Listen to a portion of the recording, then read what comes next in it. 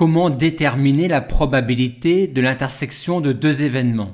Avant toute chose, on peut commencer par lire l'événement A inter B et voir si on ne peut pas le remplacer par un événement plus simple.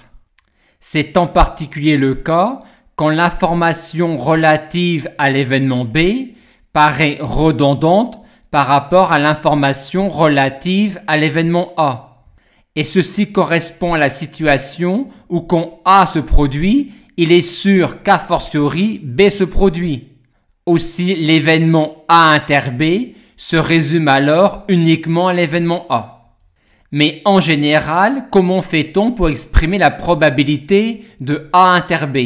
On utilise alors la probabilité conditionnelle, soit sous la forme probabilité de A inter B égale probabilité de A fois la probabilité de B sachant A, ou sous la forme égale probabilité de B fois la probabilité de A sachant B.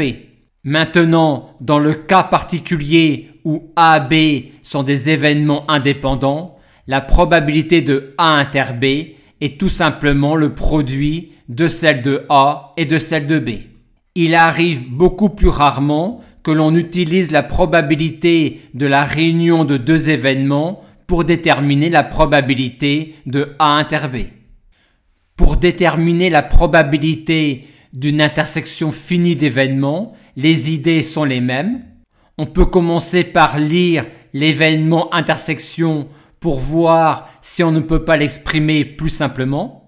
Sinon, on commence par se demander si les événements ne sont pas mutuellement indépendants, auquel cas la probabilité de l'intersection s'obtient en effectuant le produit des probabilités des événements dont j'effectue l'intersection.